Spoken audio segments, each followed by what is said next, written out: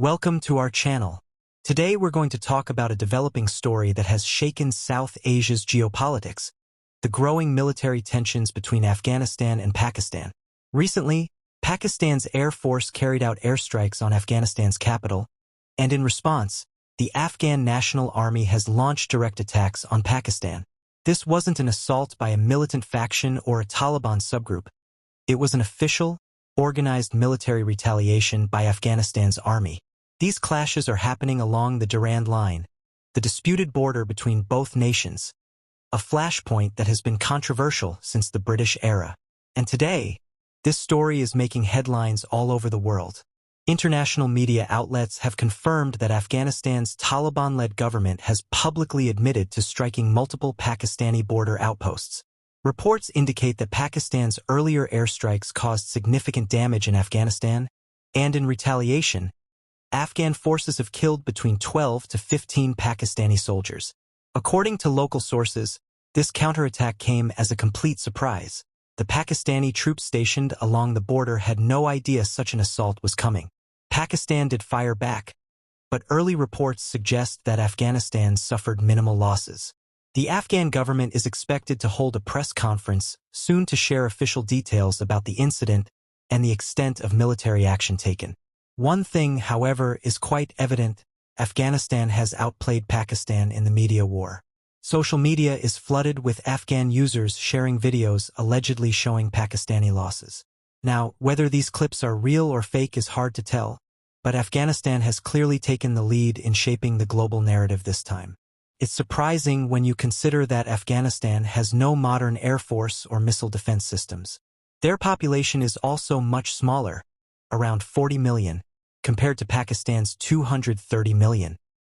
Still, the Afghan army did not tolerate an airstrike on its capital and launched immediate counterattacks. This escalation has now drawn concern from regional powers from Middle East countries who have all urged restraint and dialogue between the two sides. What's particularly interesting is that Saudi Arabia recently signed a defense pact with Pakistan, which states that aggression against one would be treated as aggression against both. Yet now, despite Pakistan being attacked, Saudi Arabia's response has been limited to a cautious statement. "We are concerned about the situation." No country has openly declared support for Pakistan or condemned Afghanistan. This clearly shows that when Pakistan faces a real crisis, even its closest allies hesitate to step forward. Pakistan's Interior Minister, Mohsin Naqvi, has accused Afghanistan of violating international law. But remember, when Pakistan bombed Kabul earlier, their own defense minister called civilian casualties collateral damage. So, to call Afghanistan's counterstrike unprovoked seems misleading. Historically, whenever Pakistan suffers heavy losses, it often portrays them as civilian attacks to gain international sympathy, a tactic we've seen time and again. Now Pakistan claims they've responded stone for every brick, suggesting they've given a strong reply. But the reality is gunfire and casualties are being reported, and official Pakistani accounts have confirmed deaths among their soldiers. In typical fashion, Pakistan is now trying to link this entire episode to its eternal enemy, India, implying that somehow India is behind the Afghan aggression. This once again reflects Pakistan's old habit. Whenever something goes wrong, blame India. In truth, Pakistan is becoming increasingly isolated and cornered. To the west, Afghanistan is firing across the border. To the east, tensions with India continue. And inside, the country faces economic collapse. If tomorrow Saudi Arabia faces a regional crisis and demands Pakistani troops for protection, Pakistan would have to deploy soldiers abroad. At that very moment, Afghanistan could strike again, opening a two-front challenge that Pakistan simply cannot handle.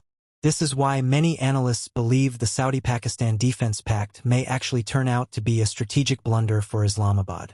We'll soon know more as Afghanistan's government is expected to release official reports and footage in the coming days.